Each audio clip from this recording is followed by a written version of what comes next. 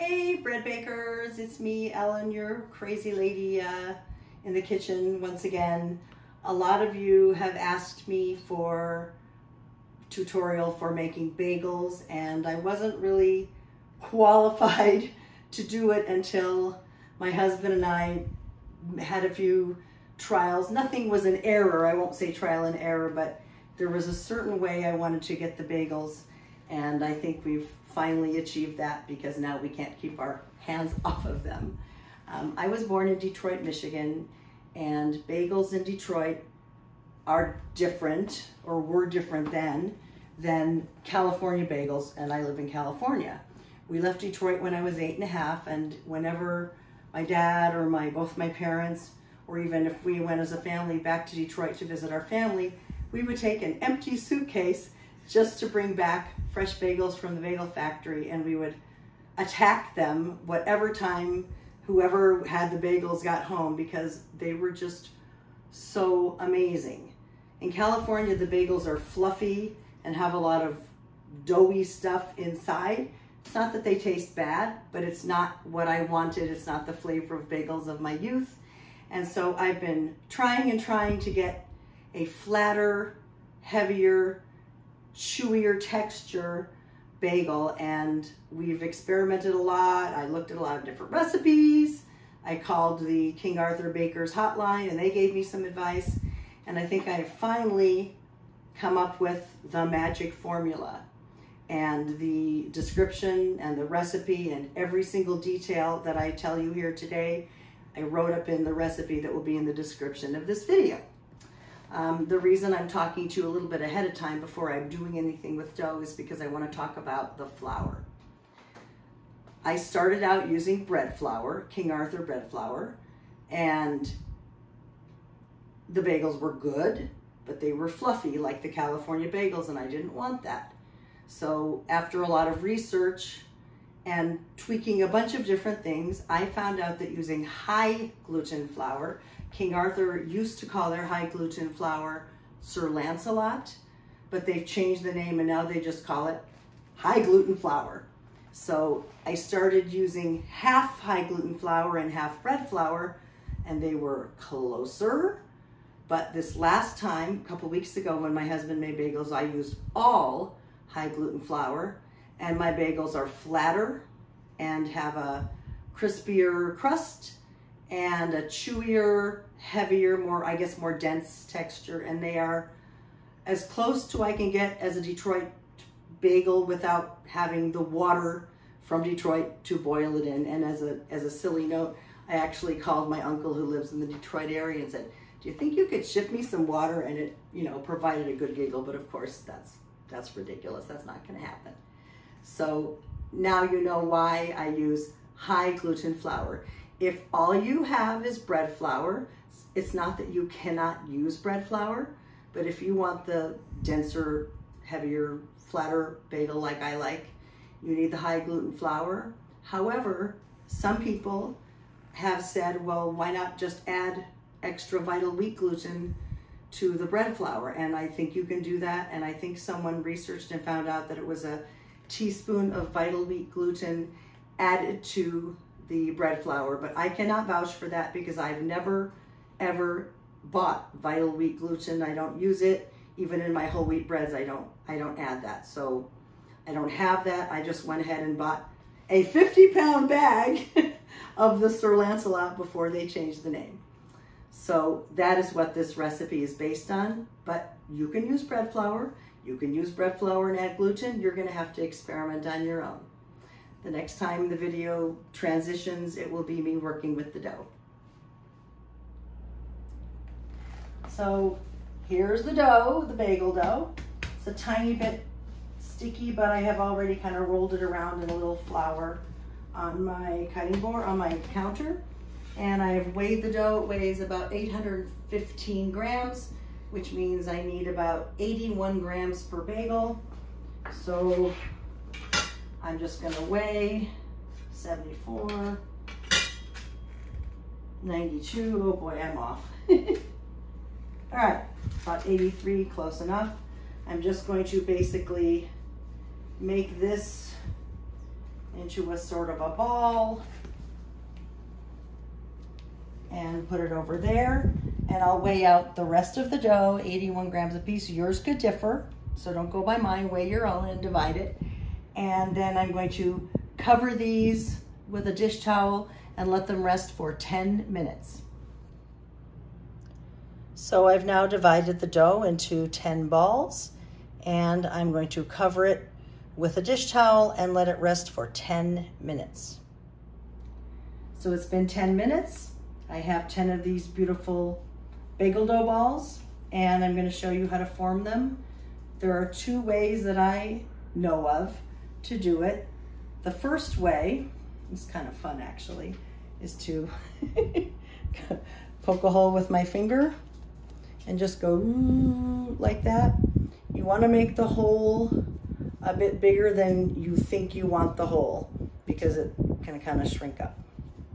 So that's one way, and the other way is to roll it into a rope. And you don't want a lot of, I don't have any flour over here, but the whole dough ball was kind of rolled in flour, so it really won't stick. It's not sticking. So, and I'm not all that good at it. We've talked about this before. So roll a little rope and just join the ends together, kind of pinch them, try to make them disappear. And got a supervisor down here. That's Lucy. She's making sure I'm doing it right. And you know, I'm not a perfectionist. You can tell that it's not perfectly even. It really won't matter too much. They'll still be delicious. So I will form the rest of these. And then the next thing I'm going to do, and I'll just do this with this too, I have to spray these with water. So I just bought a little cheapy spray bottle from Amazon, Misty. You spray those and you let them sit for 20 minutes. I'll form the rest of these, spray them, let 20 minutes, then we'll be back.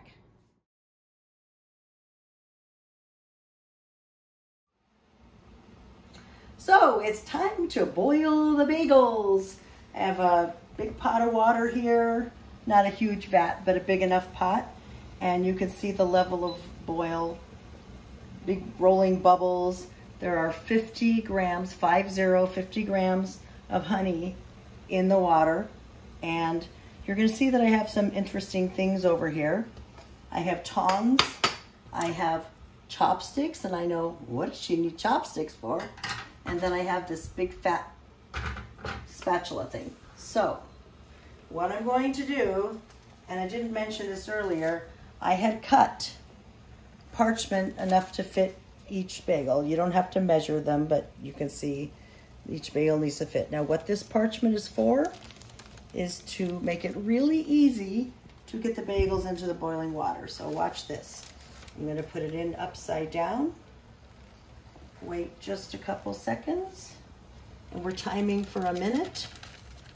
My husband's gonna press a minute on the stopwatch, and that's all those little parchment squares are for, but it really, really helps. Now, when the minute is up, we tried a lot of things, and we found that the easiest way to turn the bagel is with chopsticks. Now, I'm gonna admit to you that my husband usually does this part because I'm weird about hot. I'm always afraid I'm gonna get burned, and I'm not as adept at this. But when the minute is up in about 30 more seconds, we're gonna flip the bagel and boil it for another minute. And then I'm gonna transfer them to this cookie sheet over here, and I'm gonna lift it out of the water with it. So that's what all of this stuff is for. And really I could have done a bagel, or maybe 2 or 3 bagels in here at a time, but I'm just showing you with one for time. And the beeping you're hearing is my husband turning the water up and turning the boiling down. All right, it's time. So how he figured out to flip it is 1 chopstick in the hole and 1 on the outside. And let's see, if I can manage it. Not in the hole. Not in the hole? I got it. Not in the hole? Okay. So anyway, I made a hole with the chopstick. But that's, now we have another minute going. Okay, and when this minute is up, I will lift it out, you know, let it drain a little bit, pop it on the cookie sheet, and then we will go from there. So I've got the second bagel in here, and my husband had to reteach me. Oh, look how easy that flipped. He's such a good teacher. So now I've got it going the second minute on the other side. And after I boil all the bagels, we'll come back and I'll show you how to bake them.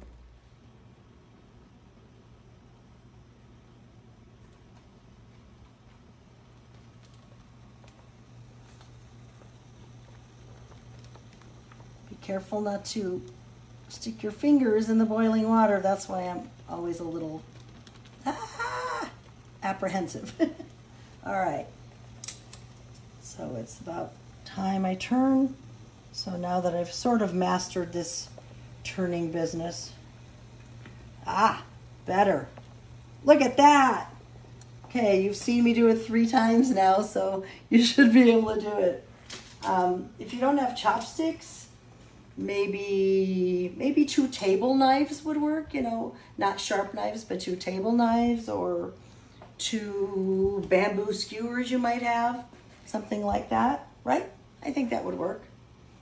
So these are going to come out in 30 seconds, and then I'm going to show you how we top and bake. So now that the bagels have been boiled on both sides, I've transferred them both over to my island here, and I have egg wash already prepared. Just a little review. Egg wash is 1 whole egg and a splash of water that I just put in the palm of my hand, probably a tablespoon of water. It's not crucial at all. So using a silicone brush, not a bristle brush, I'm going to brush the bagels. This will do 2 things. It will help them turn a beautiful golden brown, as in egg washing other breads, same thing. And it will also be the glue that holds on whatever I sprinkle on top. So I'm only going to do 4 of them in front of you because you don't need to see me egg wash and top every single bagel. That's boring. And I never want to be boring. So I'm going to make a couple of sesame because that's my favorite. I love sesame seeds. And because my husband is such a good videographer and helping me do all these YouTubes, I suppose he should get his favorite, which is everything bagel seasoning. So I'm going to give a good sprinkle of everything bagel seasoning. And I've already preheated my ovens to 425, and these will bake for about 14 minutes. And we have bagels! So these are the sesame bagels, obviously.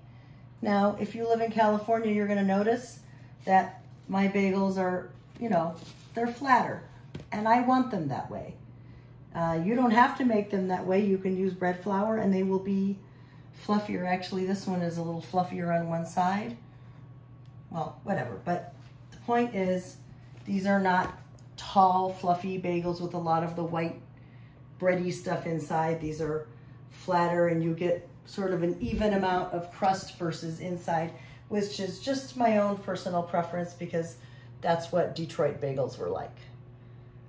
In just a couple minutes, the very end of the video will be what they look like inside because my husband's going to have one for lunch. He just announced. So there's bagels, and the recap is you make the dough, you choose between high gluten flour or bread flour. Higher gluten flour will mean they are more dense and chewy and not as tall, personal preference. And then you make the dough balls, weigh the whole piece of dough, divide by 10, and then, you know, weigh each piece of dough to get an even amount. You don't have to if you don't mind if some bagels are a little bigger and some bagels are a little smaller, totally up to you, personal choice. And then after those sit for 10 minutes, you form them by either poking a hole and doing that. Did that look rude? I hope not. or rolling out the rope and then joining the ends. Again, personal choice, whatever works better for you. Spray them with water, sit 20 minutes. I don't cover them then. And then boil a minute on each side on those little sheets of parchment. And basically, as soon as you put the bagel on the first side with the parchment on top, you only have to wait about 5 to 10 seconds and carefully peel that parchment off and just toss it aside. It just makes it a lot easier to get the bagels into the water and to turn them. After they've boiled a minute on each side, fish them out, put them on another cookie sheet or baking sheet with parchment. And when you've got all of them boiled, you do the egg wash, the topping, bake at 425 for about 14 minutes. Ovens can vary, so you need to watch your dough. As I always tell you, make sure you have your instant read thermometer. Stick the probe in the middle of your bagel or bread if that's what you're using, and the temperature should be between 190 and 200, and then you know it's done. I'll be back a little bit later when these cool a little bit, and I'll show you what the inside crumb looks like. Thanks for watching. And here is the big reveal. This is a everything bagel. My husband just cut it in half and ta-da! Delicious.